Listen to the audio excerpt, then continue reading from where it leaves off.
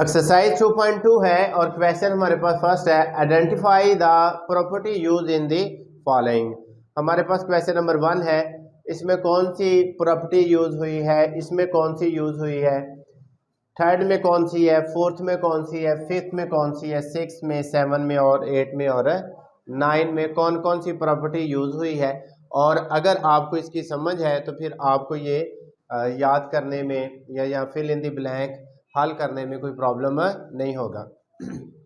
a plus B और equal है b plus ए, तो फर्स्ट a फर्स्ट है और b सेकंड। यहाँ पे x प्लस वाई भी हो सकता है, यहाँ पर p और q भी हो सकता है, यानी कि कोई भी दो वैल्यूज हो सकती है। और दूसरी साइड पे क्या है, b प्लस ए, यानी कि जो सेकंड थी वो फर्स्ट होगी और जो फर्स्ट है वो सेकंड होगी। और ये प्रॉपर्टी, इसे हम कम्यूटेटिव प्रॉपर्टी कहते हैं और बाय एडिशन है। ये कौन सी जो प्रॉपर्टी यूज हुई है, कम्यूटेटिव प्रॉपर्टी है। कम्यूटेटिव प्रॉपर्टी बाय क्या है, बाय एडिशन। दरमियान में प्लस आया ना, तो इस वजह से आपके यहाँ पर प्रॉपर्टी के लिहाज से दो रूल्स आएंगे, एक एडिशन के लिहाज से और एक मल्टीप्लिकेशन के लिहाज से। और आपको पता है अगर बिटवीन प्लस होगा तो जाहिर है उसमें एडिशन आ जाता है, और अगर बिटवीन ब्रैकेट्स है या डॉट है या वैसे ही क्रॉस लिखा हुआ है तो वो आपके पास क्या होगा, वो मल्टीप्लिकेशन होगा। इसके साथ जरा यहाँ पर 5 में आ जाए ताकि आपको उसको समझने में आसानी लगे। तो मैंने यही बताया था, first plus second, right hand side में सेकंड प्लस फर्स्ट, तो कम्यूटेटिव प्रॉपर्टी। इधर भी देखो, फर्स्ट मल्टीप्लाई सेकंड और सेकंड मल्टीप्लाई फर्स्ट, तो ये भी क्या है, कम्यूटेटिव प्रॉपर्टी है। लेकिन ये कम्यूटेटिव प्रॉपर्टी बाय कौन सा होगा, तो मैंने इसको सेकंड को इसलिए नहीं आपको पहले करवाया, फिफ्थ पे हम लेके आगे ताकि आपको ये समझने में ज्यादा। और ये बाय क्या है, तो आप लोग चाहे मल्टीप्लिकेशन स्पेलिंग के साथ लिख लो, चाहे इस तरह क्रॉस लिख लो, ताकि आपके लिए मैंने शॉर्ट लिखा है। वैसे आप लोग एडिशन और मल्टीप्लिकेशन दूसरी तरह भी बाय वर्ड्स भी लिख सकते हो। क्लियर? अच्छा, आप नीचे आ जाओ, a इंटू बी, इसमें दो चीजें और साथ सी तीसरी है, a into B and C, first second and third. तो ये भी आपके पास वो कम्यूटेटिव, दो वैल्यू जिसके अंदर आती फर्स्ट सेकंड, उसमें कम्यूटेटिव आता है। और जिसमें तीन वैल्यूज शो हो और उसमें लेफ्ट एंड राइट दिया हो और उसमें टू वैल्यूज फर्स्ट सॉल्व कर ले, चाहे ये फर्स्ट ए बी पे ब्रैकेट डाल देता है तो इधर अगर ए बी पे ना डाली तो बी सी पे होगा और दूसरी साइड पे ए और बी पे होगा। यानी कि तीनों वैल्यू डायरेक्ट सॉल्व नहीं होती, फर्स्ट पहले टू सॉल्व करनी होती है और बाद में जब वो सॉल्व हो जाती है तो फिर तीसरे के साथ मिलाया जाता है। तो इसे जो तीन वैल्यूज के अंदर आती है उसे एसोसिएटिव प्रॉपर्टी कहते हैं।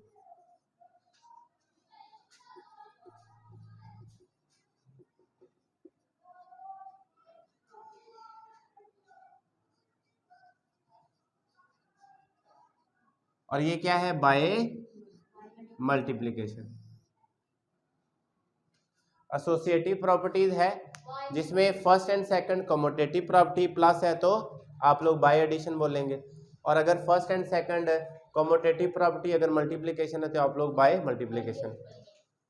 ए बी इंटू सी है ये, जिसमें तीन चीजें आ जाती है और इक्वल है। दूसरी साइड पर ही आपकी जो फर्स्ट साइड और सेकंड साइड भी वैसे आती है, लेकिन इसमें पहले फर्स्ट को सॉल्व किया जाता है और इधर बाद में सेकंड को सॉल्व किया जाता है। तो ये आपके पास एसोसिएटिव प्रॉपर्टी, अगर दरमियान में सभी के प्लस होता तो फिर कहना था एसोसिएटिव प्रॉपर्टी बाय एडिशन।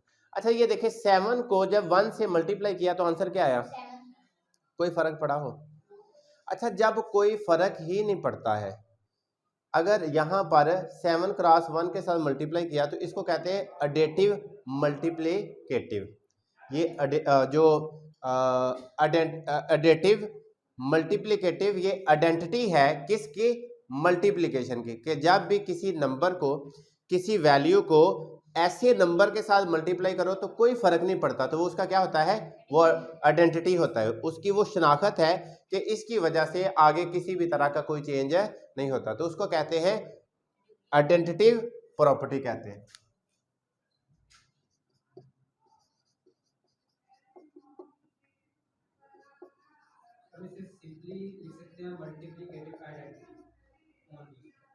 हाँ जी, ये आइडेंटिटिव मल्टीप्लिकेटिव जो प्रॉपर्टी कहना है, आइडेंटिटिव मल्टीप्लिकेटिव जी, ये आइडेंटिटी है किसकी?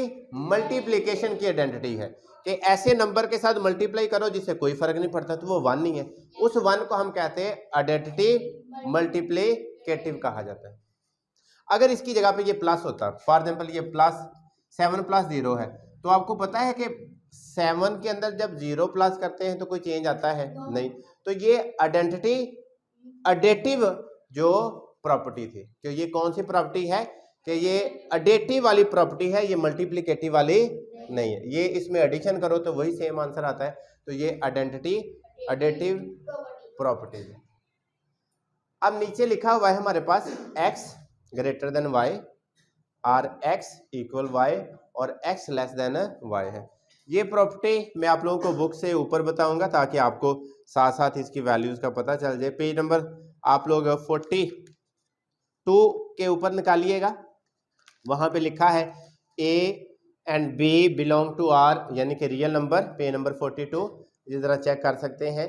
और ये ट्रिचोटोमी प्रॉपर्टी कहते हैं जिसके अंदर x यानी कि a, उधर a ग्रेटर देन y, और हमारे पास x ग्रेटर देन y, उधर a भी है चाहे x y है, वो एक ही बात है। x ग्रेटर देन y और x इक्वल y और x लेस देन y। अगर इस तमाम को इस फॉर्म में लिखा जा सकता है तो इसको हम ट्रिचोटोमी प्रॉपर्टी कहा जाता है।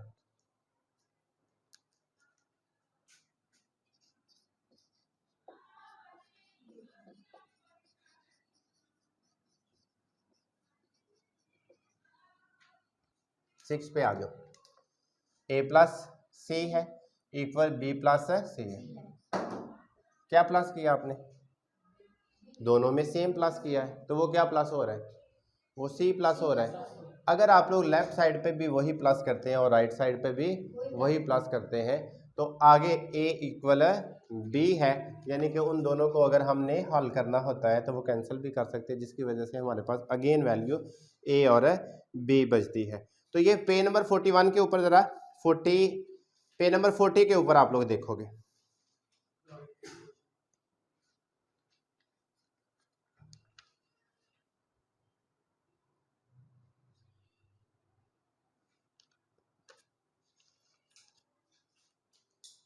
मल्टीप्लाई प्लस का और जी, इसको हम कैंसिलेशन प्रॉपर्टी फॉर एडिशन, ये एडिशन की प्रॉपर्टी है लेकिन किस चीज की है? कैंसिलेशन बोलेंगे। किसके लिए बोलेंगे? कि ये क्योंकि हम दोनों को कैंसिल, वैसे मैं लिखने के लिए आप लोगों को समझाने के लिए कर सकता हूँ कि ये दोनों को हम क्या कर सकते हैं? कैंसिल, इसलिए हम इसको कहते हैं कैंसिलेशन प्रॉपर्टी।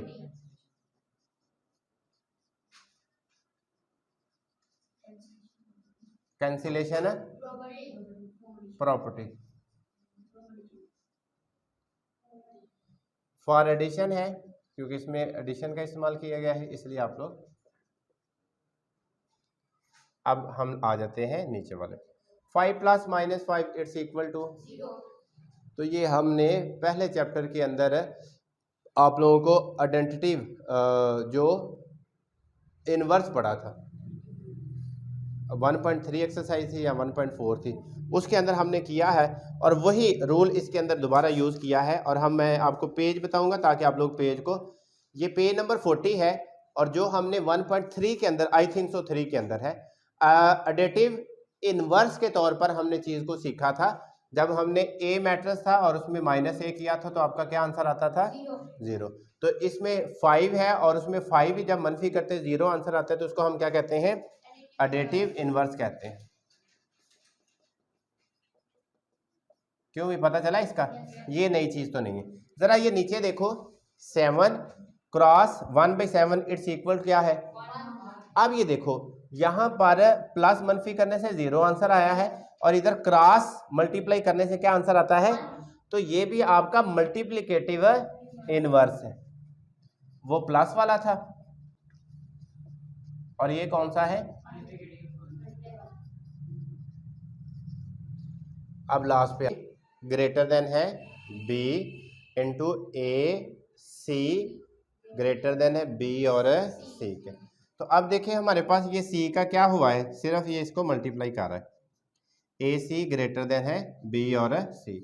तो जब इसका हम इसने सिर्फ एग्जैक्ट आंसर लिखा है, ए को सी से मल्टीप्लाई किया तो क्या आ गया, ए सी ग्रेटर देन है बी सी।